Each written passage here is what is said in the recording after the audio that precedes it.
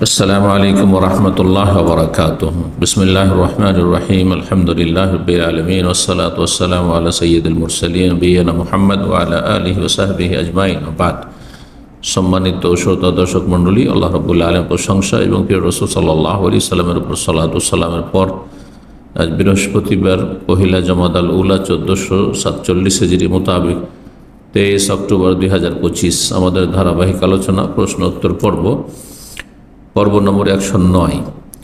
10টি প্রশ্ন রয়েছে বিভিন্ন দেশ থেকে আসা। ইনশাআল্লাহ তাআলা আমরা সংক্ষেপে সেগুলি উত্তর দেওয়ার চেষ্টা করব। আল্লাহ রাব্বুল যেন সঠিক কথা বলার এবং তা মেনে চলার তৌফিক দান করেন।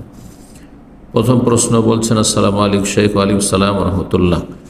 আমাদের এলাকায় একটি জামে মসজিদে কাফন রেখে বিক্রি করে লভ্যাংশ মসজিদেই লাগানো হয়, তাই কোনো লোক বলে যে মসজিদে কেনা বেচা করা যাবে না, হাদিসে নিষেধ করা আছে। এই বিষয়ে মাদ্রাসার এলাকার একজন শেখুল হাদিসকে জিজ্ঞাসা করা হলে তিনিও বলেন বিক্রি করা যাবে না। অতএব এর সমাধান কি হবে ইনশাআল্লাহ জানাবেন। প্রথম কথা, মসজিদের ভিতরে বিক্রি করা বলতে যদি মসজিদের ভিতরেই রাখা হয় যেখানে সালাত হচ্ছে এবং সেখান থেকে কেনা বেচা হচ্ছে তাহলে জায়েজ নয়। রাসূলুল্লাহ সাল্লাল্লাহু আলাইহি ওয়াসাল্লাম নিষেধ করেছেন এবং মসজিদ এই জন্য তৈরি করা হয়নি। কেউ যদি মসজিদে কেনা বেচা করে তো তোমরা বলো লা আরবাহাল্লাহু তিজারাতাকা, তোমার ব্যবসায় আল্লাহ যেন বরকত না দান করেন, বদদুয়া পাওয়ার যোগ্য। মসজিদের মধ্যে কেনা বেচা করা জায়েজ নয়। কিন্তু এখানে মসজিদ বলেছেন, মসজিদের পাশে হয়তো কিছু কক্ষ আছে, রুম আছে, যে রুমগুলিতে সেই কাপড় রাখা আছে আর সেগুলি সেখান থেকে বিক্রি করা হচ্ছে, কেনা বেচা হচ্ছে, তাহলে আশা করি কোনো অসুবিধা নেই। আল্লাহু তাআলা আলাম। 2 নম্বর প্রশ্ন বলছেন, আসসালামু আলাইকুম শেখ। ওয়ালাইকুম আসসালাম রাহমাতুল্লাহ। আমার ডিসেম্বর মাসে ডেলিভারি হবে। কোনো বোন জিজ্ঞেস করেছেন, আমার সন্তানের জন্য দোয়া করবেন। আল্লাহ রাব্বুল আলামিন বাচ্চার মা বাবা মুমিন মুমিনাত সকলকে আল্লাহ হেফাজতে রাখেন সমস্ত বালা মুসিবত থেকে। আল্লাহ আমাদের বরকত দান করেন। আমার সন্তানকে আল্লাহ যাতে হাফেজ হিসাবে কবুল করেন, আলেম হিসাবে কবুল করেন, ইসলামের দায়ী হিসাবে কবুল করেন। জি, শুধু হাফেজ বলবেন না। জি, এটা আমাদের দেশি বেদাতীদের কথা। এ কোরআন হাফেজ হয়ে গেলে খুব বড় কাজ হয়ে গেল। এটা প্রাথমিক স্তর, হ্যাঁ, দিন শিখার বা আল্লাহর কিতাবকে সংরক্ষণ করার, কিন্তু মূল উদ্দেশ্য হচ্ছে আল্লাহর কিতাব আল্লাহর কালামের জ্ঞান অর্জন করা, আলেম হওয়া এবং তার উপর নিজে আমল করা, ওয়ামেলা সালেহা, আর তারপরে অন্যকে দাওয়াত দেওয়া। তো ইসলামের দায়ী, আলেম এবং হাফেজ হিসাবে কবুল করুক, তিনটি একসাথে, তাহলে খুব সুন্দর কথা বলেছেন। বারাকাল্লাহু ফিকুম। আমার সন্তানকে আপনার মতো বানাতে চাই, আল্লাহ যেন আমাদের চাইতে অনেক বড় করে, কারণ ইসলামের খাদেমের প্রয়োজন রয়েছে উম্মতে মুসলিমার জন্য। আল্লাহ যাতে আমার এই দোয়া কবুল করেন, আমিন ইয়া রাব্বাল আলামিন। সকল ভালো মানুষদের ছেলে মেয়েদেরকে আল্লাহ নেক হায়াত দান করেন, দিনের খাদেম হিসেবে আল্লাহ আমাদের সকলকে কবুল করেন, সকলের ছেলে মেয়ে কবুল করেন। তার জন্য আমি মা হিসাবে আমার সন্তানের জন্য কি কি আমল করতে পারি জানাবেন দয়া করে। দোয়া করবেন, নিজের ঈমান আকীদা সুন্দর করবেন, আখিরাতমুখী হবেন, দুনিয়াকে তুচ্ছ মনে করে দুনিয়ার লোভ লালসা কমিয়ে নিয়ে আসবেন, মরণকে বেশি বেশি স্মরণ করবেন, দান সাদকা করবেন, যে কোনো নেক আমল করবেন, নেক আমল ওসিলায় রব্বুল আলামিনের কাছে দোয়া করবেন এবং আল্লাহ রব্বুল আলামিন সম্পর্কে সুধারণা রাখবেন। রব্বানা হাব লানা মিন আজওয়াজিনা ওয়া যুররিয়াতিনা কুররাতা আ'য়ুন ওয়াজআলনা লিল মুত্তাকিনা ইমামা। কোরআনে কারীমের দোয়া, সূরাতুল ফুরকানের। স্বামী স্ত্রী এবং ছেলে মেয়েদের জন্য দোয়া, নেক সন্তানের জন্য দোয়া, চক্ষু শীতল করে যাতে করে তারা হয়। জাকারিয়া আলাইহিস সালামের দোয়া, রব্বি হাব লি মিন লাদুনকা যুররিয়াতান তাইয়্যিবা ইন্নাকা সামিউদ দুআ। ইব্রাহিম আলাইহিস সালাম, রব্বি হাব লি মিনাস সালিহিন, ইত্যাদি ইত্যাদি। নিজের ভাষায় দোয়া করবেন, বুঝে দোয়া করবেন। 3 নম্বর প্রশ্ন, আসসালামু আলাইকুম শেখ। ওয়ালাইকুম আসসালাম রাহমাতুল্লাহ। জামাতের প্রথম সারিতে সালাতরত অবস্থায় যদি উযু ভেঙে যায় আর পিছনে যদি 4-5টা কাতার থাকে, এমত অবস্থায় সালাত চালিয়ে গেলে এবং ওই সালাম পরে আবার আদায় করে নিলে কি অনেক বেশি গুনাহগার হতে হবে? জানছেন যে আমার উজু ভঙ্গ হয়ে গেছে, তারপর যদি সালাতকে কন্টিনিউ করেন, সালাত পড়তে থাকেন, তাহলে কাবিরা গুনাহ, কাবিরা গুনাহ, ঠিক মোটেই জায়েজ নাই। লা তুকবালু সালাতুন বেগাইরে তহুরির, বিনা পবিত্রতায় কোনো সালাত কবুল হয় না। সুনানে তিরমিজির প্রথম হাদিস, সহিহ মুসলিমের হাদিস, লা ইয়াকবালুল্লাহ সালাত আহাদিকুম ইযা আহাদাসা হাত্তা ইয়াতাওয়াদ্দা। তোমাদের কারো সালাত কবুল হয় না, যখন কবুল হয় না, শুদ্ধই হয় না, তাহলে সে কাজ কেন করবেন? সালাতের যেসব আমলগুলি রয়েছে শুরু থেকে শেষ পর্যন্ত, এগুলি উযুবিহীন করা যায় যে নয়, হারাম। সুতরাং যে কোনো পরিস্থিতিতে আপনি সেখান থেকে বেরিয়ে আসার চেষ্টা করবেন, না পারলে সেখানে আপনি সালাত ছেড়ে দিয়ে বসে থাকবেন, তারপরে বের হবেন। বর্তমান সময়ের মুসল্লিরা তো দিনের ব্যাপারে খুব একটা সহযোগী না। সালাত চলা অবস্থায় এভাবে বের হয়ে আসলে হয়তো এই মসজিদে আমার সালাত আদায় করাই বন্ধ করে দেবে। যদি এমন তো সালাত ছেড়ে দিয়ে আপনি বসে থাকবেন। ফুকাহারা বলেছেন যে নাক ধরে, নাক টিপে আপনি বেরোবেন, যাতে করে মানুষ বুঝে যে আপনার কোনো অসুবিধা আছে। আর কাতারের একদিকে চলে যাবেন কিনারায়, আর তারপরে দেয়ালের পাশ দিয়ে সাইড দিয়ে আপনি বেরিয়ে যাওয়ার চেষ্টা করবেন। ফাত্তাকুল্লাহ মাস্তাতাতুম, যদি না পারে সেখানেই সালাত ছেড়ে বসে থাকবেন, কিন্তু সালাত আপনি পড়তে থাকবেন না উযুবিহীন অবস্থায়, নাপাক অবস্থায়। এমতো অবস্থায় কি শরীয়ত ছাড় আছে? না, কোনো ছাড় নেই। জি, সালাত পড়া জায়েজ নেই, জি, উযুবিহীন। 4 নম্বর প্রশ্ন বলছেন, আসসালামু আলাইকুম শেখ ওয়ালিম সাহাবতুল্লাহ, বাংলাদেশের শীতকালে জোহরের ওয়াক্ত হয় 11টা 40, এতে বাংলাদেশের সব সময় গরম হোক শীত হোক 1:30টাতে জামাত হয়, আবার জুমার জামাত কোনো কোনো জায়গায় 2:10-এ হয়। এত বিলম্ব করে জুমা পড়া, এটা বেদাতীদের লক্ষণ। জি। আর তখন আসর রক্ত হয় 2:47, আসর 2:47-এ, আর জুমা শেষ হচ্ছে 2:10-এ। আল্লাহ হেদায়েত করি সব বিদআতপন্থীদের, সুন্নতের খেলাফ কাজ করছে এরা। এদের সম্পর্কে ভবিষ্যৎবাণী করে রাসূলুল্লাহ ইয়ামিতুনা সালাত আন ওয়াক্তিহা, এই নামাজকে এরা মেরে দিবে, সালাতেরা প্রাণ শেষ করে দেবে, প্রাণ নাশ করবে, নষ্ট করবে।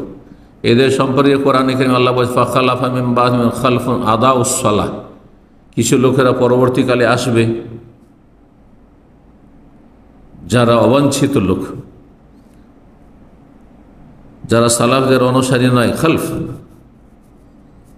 আদাউস সালাহ, এরা সালাতকে ধ্বংস করবে, বিনষ্ট করবে। ওয়াত্তাবাউশ শাহওয়াত, আর প্রবৃত্তির অনুসারী হবে, মনের পূজা করবে, বাপদাদার তরিকায় চলবে, ওহির তরিকায় চলবে না, কোরআন সুন্নাহ ভিত্তিক আমল করবে না। ওয়াত্তাবাউশ শাহওয়াত, তারা কুপ্রবৃত্তির অনুসারী হবে। ফাসাউফা ইয়ালকাউনা গাইয়্যা, তারা জাহান্নামের সম্মুখীন হবে, আল্লাহ বলেছেন।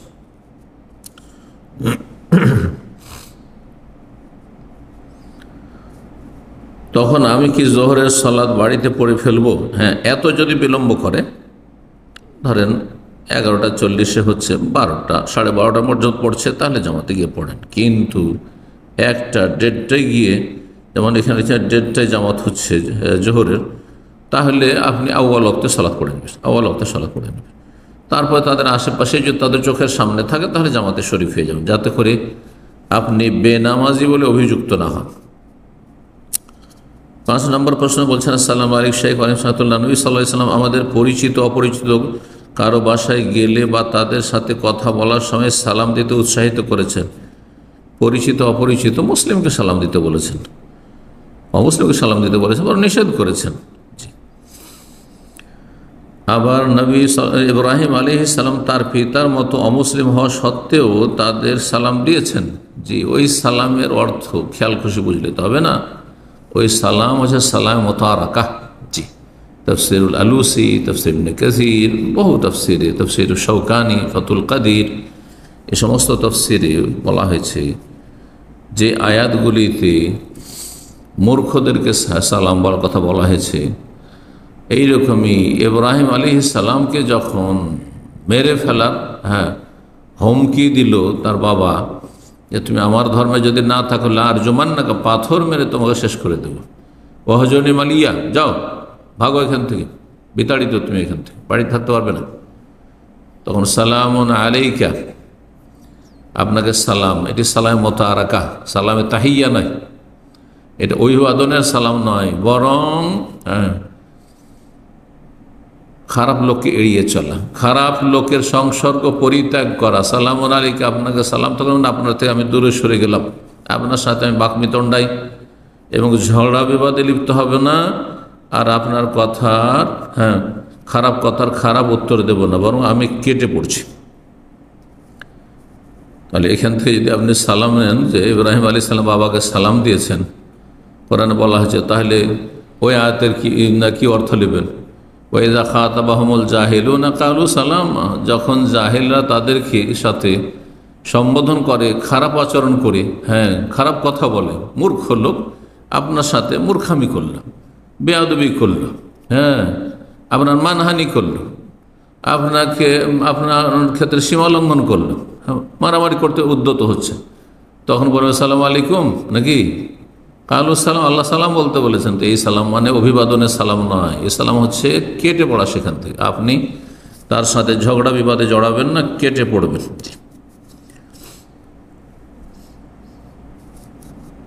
তারপরে প্রশ্নকারী বলছেন যে এখন বর্তমানে মুসলিম সমাজে বা অমুসলিম সমাজে কোনো মুসলিম ব্যক্তি কি কোনো অমুসলিমকে এই নিয়তে যাতে অমুসলিম ব্যক্তির ইসলামের সৌন্দর্যতে আকৃষ্ট হয়, সে যেন উত্তম ব্যবহারের সাথে সাথে কথা বলার শুরুতে বা শেষে অমুসলিমের বোধগম্য ভাষায় সালামের অনুবাদকৃত অর্থের মাধ্যমে সালাম দেই বা আরবি সালাম দেই, তাহলে এই নিয়তে অমুসলিমকে সালাম দেওয়া কি জায়েজ হবে? উত্তম চরিত্রের জন্য সালামই দিতে হবে, আর কিছু নেই।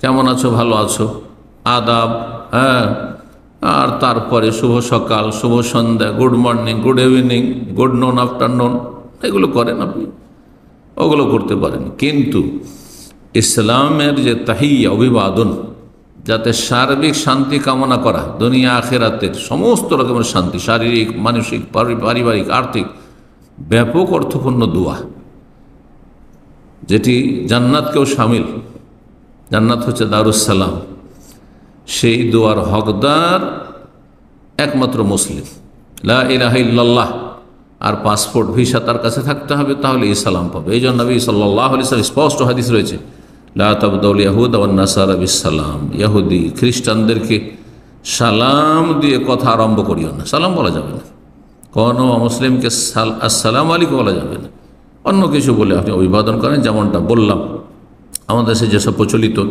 অত পশ্চিমা দেশে প্রচলিত, মুসলিমদের কাছে পরিচিত এবং প্রচলিত যেসব অভিবাদন রয়েছে সেগুলো করতে পারেন না।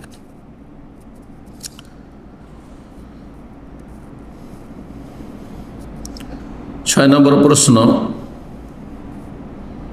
তারপরেও 5 নম্বর প্রশ্ন বলছেন, কোরআনে ইব্রাহিম আলাইহিস সালামের ঘটনার উপর ভিত্তি করে অনেকে জায়েজ বলছে। কোন জাহেলে জায়েজ বলেছে? মূর্খ। কোরআন বোঝার জন্য হাদিসের জ্ঞান লাগবে। লা তাবদাউল ইয়াহুদা ওয়ান নাসারা বিসসালাম, হাদিস ছেড়ে দেবেন, আর খেয়াল খুশি কোরআন বুঝবেন। আজকাল এই ব্রাদার্সরা নিজের খেয়াল খুশি কোরআন বোঝা শুরু করেছে।